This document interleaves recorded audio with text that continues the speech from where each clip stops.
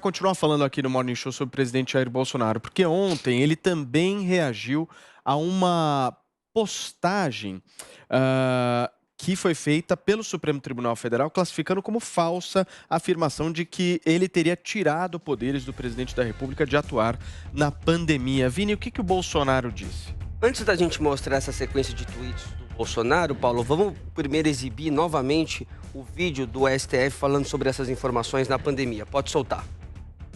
Uma mentira repetida 1000 vezes vira verdade? Não.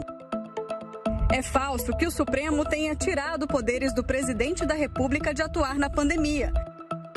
É verdadeiro que o STF decidiu que União, estados e prefeituras tinham que atuar juntos, com medidas para proteger a população. Não espalhe fake news. Compartilhe as verdades do STF. Problema sério na minha lente, por isso que eu tô... Vai lá. É isso, e agora eu já vou pedir para nossa produção jogar a série de tweets que o presidente Jair Bolsonaro fez para rebater esse vídeo, essa postagem do STF. Olha só o que ele falou. O governo federal segue durante toda a pandemia enviando recursos a estados e municípios, bem como material hospitalar. O nosso governo também criou programas para a manutenção de empregos. Fake news desestimulam o tratamento inicial da doença, desrespeitando inclusive um parecer do Conselho Federal de Medicina, que atribui ao médico a decisão de receitar com a aquiescência do paciente ou familiar o tratamento off-label. O STF decidiu em abril de 2020 que não compete ao Poder Executivo afastar unilateralmente as decisões dos governos estaduais, distrital e municipais que adotaram importantes medidas restritivas, como a imposição de quarentena, suspensão de atividades de ensino, restrição de comércio, atividades culturais e a circulação de pessoas. Desta forma, o STF delegou poderes para que estados e municípios fechassem o comércio, decretassem lockdown, fechassem igrejas, prendessem homens e mulheres em praças públicas ou praias, realizassem toque de recolher, etc. O governo federal por 2 vezes foi ao STF para que decretos de governadores que violaram incisos do artigo 5º da Constituição Federal, que trata das liberdades individuais, fossem declarados inconstitucionais. Lamentavelmente, essas ações sequer foram analisadas. Em nenhum momento, este governo deixou de respeitar o sagrado direito à liberdade de expressão de todos. Cometem atos antidemocráticos exatamente os que querem, pelo uso da força, calar quem se manifesta. Sempre defendi, mesmo sob críticas, que o vírus e o desemprego deveriam ser combatidos de forma simultânea e com a mesma responsabilidade. A fome também mata. A vacina é uma realidade em nosso governo, fora os países produtores da mesma, o Brasil é aquele que mais investe em imunizantes e que mais vacinou a população. Mais do que nunca, o momento continua sendo da união de todos no combate ao mal comum, o vírus que é mortal para muitos. Paulo. Muito bem, Joel Pinheiro da Fonseca, esse não é um tema novo, né? Esse é um tema que já vem se arrastando, essa discussão se o Supremo Tribunal Federal impediu o presidente da República ou não de exercer a sua política pública no combate à pandemia. Como é que você vê essa história? Pois é, acho que o Bolsonaro mesmo reconheceu nesses tweets aí, né? Ele não estava de mãos atadas coisa nenhuma. Ele tinha apenas uma coisa que ele não podia fazer: decidir unilateralmente se a cidade vai fechar ou vai abrir, ou se o estado vai fechar ou abrir. Isso ele não podia. Por quê?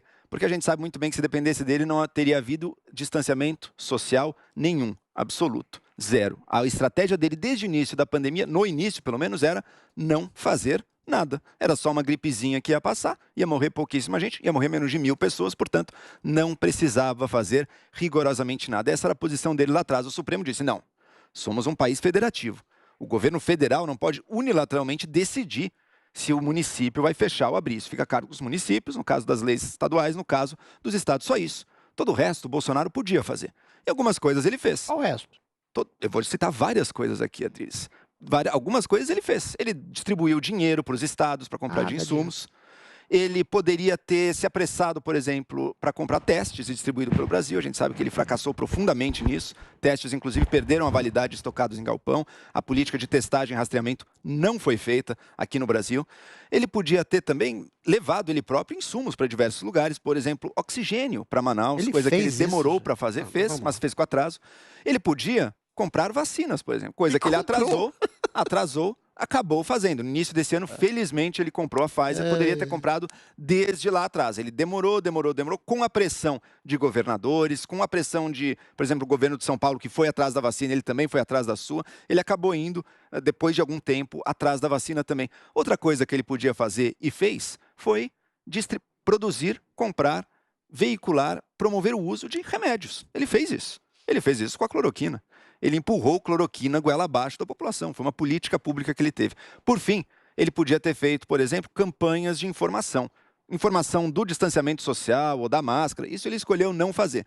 Ele preferiu perseguir outra estratégia. A estratégia que ele de fato perseguiu, e ninguém o impediu na ocasião, foi da imunidade de rebanho, estimulando aglomerações, estimulando as pessoas a não usarem as máscaras, porque, segundo ele, a imunidade de rebanho ia nos salvar, sem necessidade de vacina. Ele chegou a dizer até que o povo nem queria vacina. Então, o Bolsonaro fez muita coisa. Algumas coisas ele fez e foram necessárias e boas. Na parte econômica, inclusive, eu já elogiei ele aqui em 2020. 2021, a parte econômica deixou a desejar, mas em 2020, inclusive, já elogiei.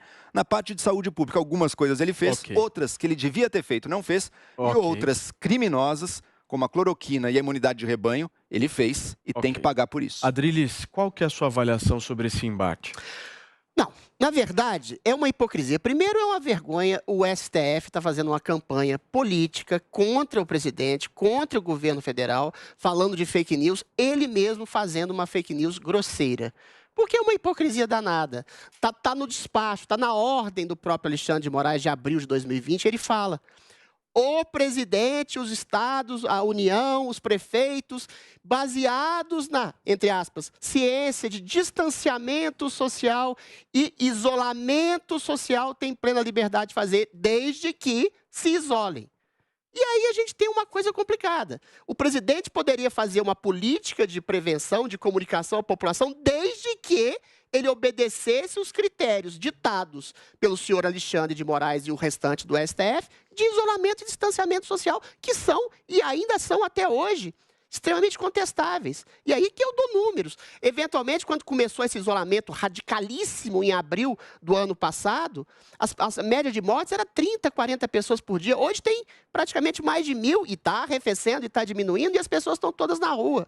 Então o presidente tem toda a razão em falar que ele foi cerceado numa política de comunicação e de diálogo, que ele poderia ter feito assim, algum tipo de medida de distanciamento, e ele sempre disse da prerrogativa dele como presidente, de ficar distante de pessoas mais velhas, com comorbidades, principalmente naquela época que as cepas eram menos agressivas e atacavam, sobretudo, população mais idosa. Ou seja, esse tipo de isolamento que foi feito, predominantemente, aliás, ostensivamente por prefeitos e governadores, foi um erro fatal, não só no Brasil, como no mundo.